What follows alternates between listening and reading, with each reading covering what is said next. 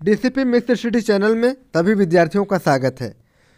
Part number 15 biology level top and most question video start. 141 number question है, किस पौधे का फल भूमि के नीचे पाया जाता है? आलू, गाजर, मूंगफली, प्याज। तो इसमें राइट आंसर होगा विद्यार्थियों, वो होगा ऑप्शन नंबर सी यानी मूंगफली। देखना करेक्ट आंसर है कि नहीं। जी हाँ, करेक्ट आंसर है। आपको जानकारी देना चाहेंगे कि मूंगफली एक प्रमुख तिलहन फसल है। मूंगफली वानस्पतिक प्रोटीन का एक सस्ता स्रोत है। इसमें प्रोटीन की मात्रा मांस की तुलना में 1.3 गुना, अंडों से 2.5 गुना एवं फलों से 8 गुना अधिक होती है। ध्यान रखिएगा, इसको अच्छे से पढ़ लीजिएगा, इससे भी क्वेश्चन बन सकते हैं।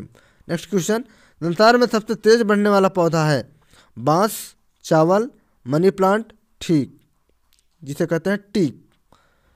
तो संसार में सबसे तेज बढ़ने वाला पौधा है वो है ऑप्शन नंबर ए यानी बांस। देखना करेक्ट आंसर। जी हाँ, करेक्ट आंसर। आपको जानकारी देना चाहेंगे कि बांस एक सपुष्पक आवृतबीजी एक बीजपत्री पोएसी कुल का पादप है। इसके परिवार के अन्य महत्वपूर्ण सदस्य दूब, गेहूं, मक्का, जौ और धान है। यह पृथ्वी पर सबसे तेज बढ़ने वाला काष्ठीय पौधा है। इसकी कुछ प्रजातियां एक दिन यानी 24 घंटे में 121 सेंटीमीटर यानी 47.6 इंच तक बढ़ जाती हैं। ध्यान रखिएगा स्टूडेंट्स, इससे भी क्वेश्चन पूछ सकता है, तोड़ मरोड़ कर कहीं से भी क्वेश्चन पूछ सकता है। इसलिए मैं बार बार कहता हूँ कि इसको अच्छे से पढ़ लिया करो। इसलिए मैंने मेहनत करके टाइप किया है आप लोगों के परीक्षा में अच्छा अंक लाने के लिए। 143 नंबर क्वेश्चन है, तारपीन का तेल प्राप्त किया जाता है? ऑप्शन ए नेटम से, ऑप्शन बी माइक्रम से, ऑप्शन सी देवदार से, ऑप्शन डी चीड़ से। इसमें राइट आंसर होगा विद्यार्थियों, वो होगा ऑप्शन नंबर डी यानी चीड़ से। जी हाँ, करेक्ट आंसर है। आपको जानकारी देना चाहेंगे कि तारपीन जिसे कहते हैं टूरपेंटीन संगंध वाष्पशील तैल है। वाष्पशील तैलों में इसका स्थान सर्वोपर है। इसे तारपीन का तेल यानी ऑयल ऑफ टूरपेंटीन भी कहते हैं। यह चीड़ आज जीवित वृक्षों से प्राप्त रेजिन के आशुमन से प्राप्त किया जाता है। इसमें टारपीन होते हैं। वनस्पति से प्राप्त तारपीन के स्थान पर खनिज तारपीन या अन्य पेट्रोलियम आसुओं का उपयोग भी किया जाता है, किंतु ये तारपीन वनस्पति से प्राप्त तारपीन से रासायनिक रूप से सर्वथा भिन्न है। नेक्स्ट क्वेश्चन, अभी क्वेश्चन मोस्ट है, फलीदार पादपों की जड़ों में उपस्थित गांठों में पाए जाने वाले नेत्रजन स्थिरीकरण जीवाणु हैं?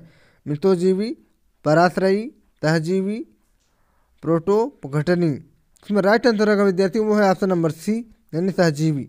जी हाँ, करेक्ट आंसर है। आपको जानकारी देना चाहेंगे कि फलीदार पौधों की जड़ों की ग्रंथिकाओं में राइजोबियम नामक जीवाणु पाया जाता है, जो वायुमंडलीय नेत्रजन का स्थिरीकरण कर फसल की पैदावार बढ़ाने में सहायक है। राइजोबियम दलहनी फसलों में प्रयोग होने वाला एक जैव उर्वरक है।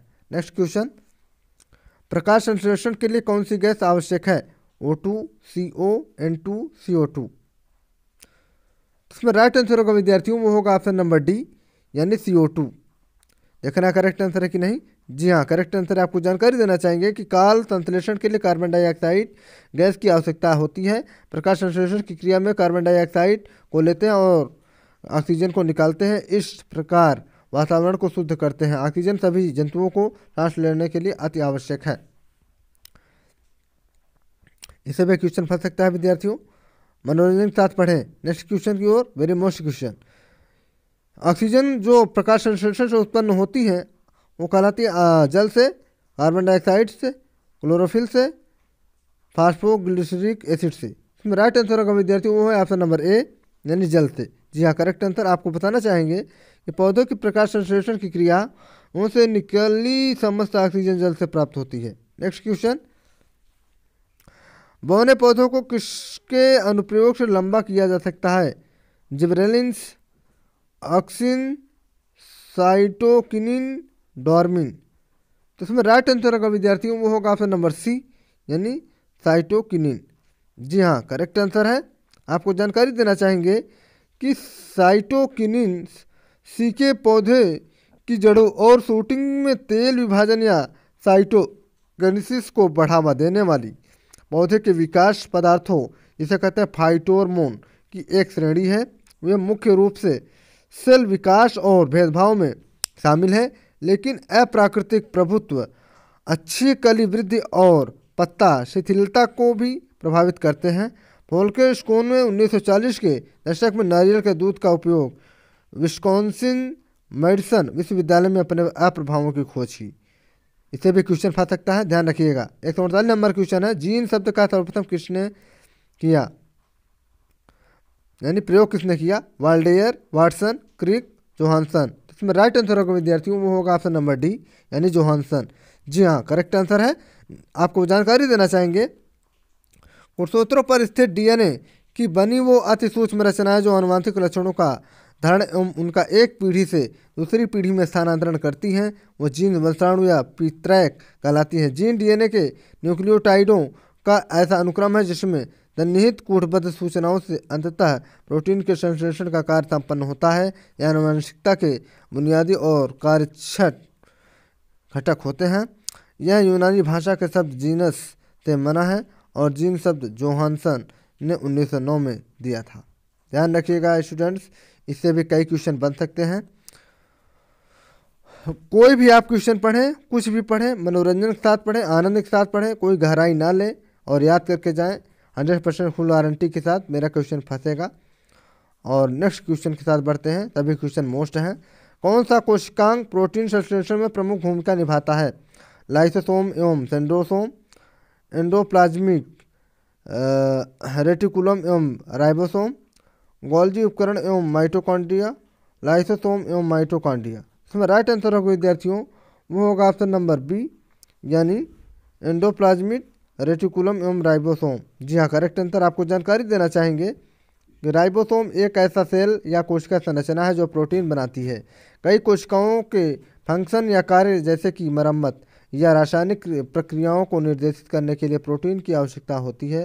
राइबोसोम या साइटोप्लाज्म के भीतर तैरते या एंडोप्लाज्मिक रेटिकुलम यानी एंडोप्लाज्मिक रेटिकुलम से जुड़ा पाया जा सकता है। अर्थात राइबोसोम का मुख्य कार्य एमिनो अम्ल के द्वारा प्रोटीन संश्लेषण में सहायता करना है। ऐसे ही लगे रहिए, हंसते मुस्कुराते हुए पढ़िए, टॉप करिए। 150 नंबर क्वेश्चन, लास्ट क्वेश्चन है। निम्नलिखित में से कौन सा वह कोशिकांग है जो प्रोकैरियोटिक कोशिकाओं में नहीं पाया जाता है? कोशिका भित्ति, माइटोकॉन्ड्रिया, प्लाज्मा झिल्ली, राइबोसोम। इसमें राइट आंसर होगा विद्यार्थियों, अगर पता हो कमेंट में तुरंत बताएं। इसमें राइट आंसर होगा विद्यार्थियों, वो होगा ऑप्शन नंबर बी, यानी माइटोकॉन्ड्रिया। जी हाँ, करेक्ट आंसर। आपको जानकारी देना चाहिए कि ये प्रारंभिक कोशिकाएं हैं, ये कोशिकीय होते हैं, इनमें केंद्रक कला नहीं पाई जाती है। प्रोकैरियोटिक कोशिका में कोई स्पष्ट केंद्रक नहीं होता। केंद्रीय या केंद्रकीय पदार्थ कोशिका द्रव में बिखरे होते हैं। इन कोशिकाओं के कलाविहीन केंद्रक को आरंभिक केंद्रक कहते हैं। इन कोशिकाओं में क्लोरोप्लास्ट, गोल्जी बॉडी और तारकाय, माइटोकॉन्ड्रिया तथा अंतः प्रदब्बी जालिका यानी ER नहीं पाई जाती है। और फिर भी 70 प्रकार के राइबोसोम पाए जाते हैं तथा इनमें DNA, हिस्टोन, प्रोटीन से संबंध नहीं होता है। नीले हरे शैवालों तथा जीवाणुओं में ये कोशिकाएं पाई जाती हैं। इनमें केंद्र के चारों ओर पाई जाने वाली झिल्ली अनुपस्थित होती हैं। ऐसे लगे रहिए DCP मैक्स चैनल पर, मनोरंजन के साथ पढ़ें और अपने कंपटीशन को टॉप करें। ठीक है, थैंक्स फॉर वाचिंग स्टूडेंट्स। मैं 100% गारंटी दे सकता हूँ, 100% दावा कर सकता हूँ, अगर मेरे चैनल पे जो आएगा वो नई ज़िंदगी बनाकर ही जाएगा, फुल गारंटी है। धन्यवाद।